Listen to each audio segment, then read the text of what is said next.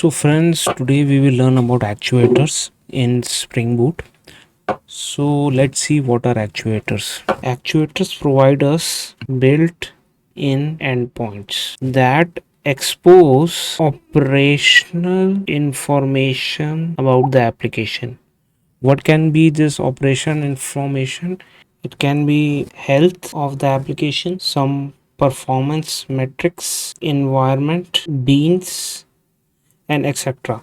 So some operational information about the application when the application is running. Spring Boot provides these built-in controllers or built-in endpoints by itself. You don't have to implement it, you can simply use it.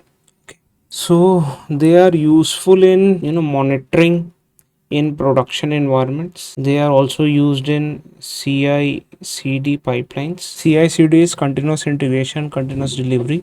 It is beyond the scope of this course, but yeah, it is basically that your code is continuously delivered for every change. So it is used in CI/CD pipelines. It is also used in cloud deployments, and it is also used in monitoring systems.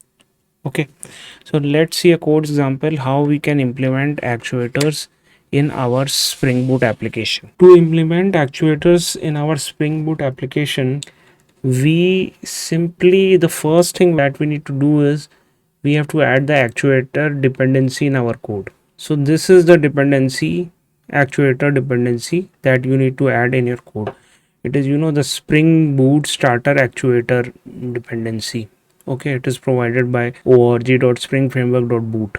Okay, so this is the dependency that you need to add in your form.xml if you are using the Maven build. And after adding the dependency in your application properties file, here I have configured things in our application .-dev. Why? Because I'm using the dev environment right now. So you can see when I run my application here, I have mentioned dev. Okay, so these are the properties that you need to update for actuator. What all actuators you want, whether you want the health actuator or not, whether you want the info actuator or not, whether you want the metrics and actuator, env actuator, beans actuator, logic, whatever actuator you want, you have to specify here. Okay, and this is show detail you can set as always, and you can set the base path under which all the actuators will live. So by default it is /actuator, and then you can enable metrics by setting this true. Okay, after setting these properties, when you start this endpoint, when you start the Spring Boot application, it will also give you a logger exposing 6 endpoints beneath the base path actuator. You have mentioned 1, 2, 3, 4, 5, 6. So all these 6 have been exposed here. Okay, so now let's see what each of these actuator, what information they give us. First of all, actuator/health. You can see what is it giving. It is giving you the health of your Spring Boot application. It is telling the status is up, how much disk space it is using, what is the total disk space of your server, what is the free, what is the threshold, and what is the ping status. It has pinged and checked. All this information it is giving you. Okay, this is the health actuator.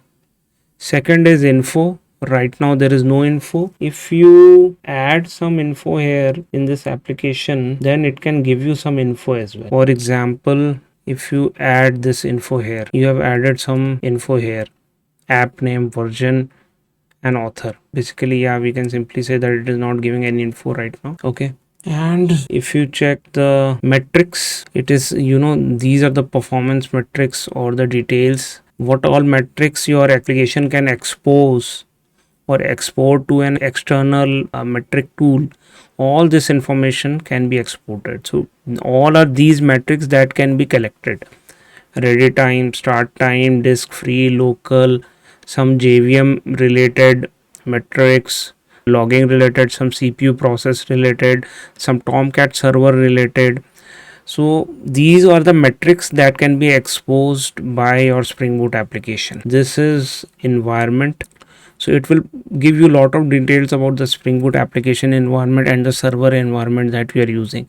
For example, you are using the dev profile, it knows you are running on port 8080, it can show you that. If you would have set up some other properties, it would have shown you Java version you are using 17. This is your Java class path.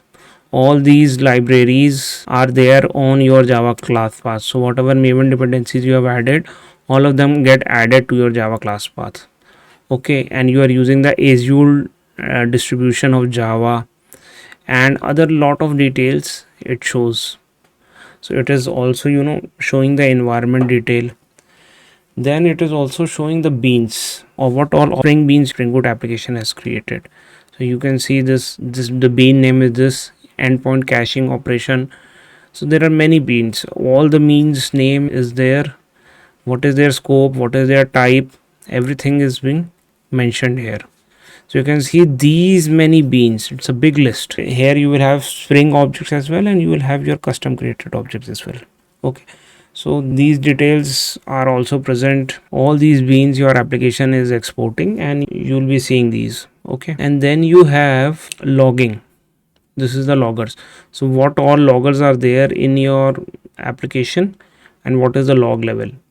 So these are the levels available. The root has info level, and there are other packages, and this is their the current effective level of what level logging you are doing. So it can tell you what packages are being logged at what level as well. Okay, so this is what the actuators provide. Thanks for watching and continue learning.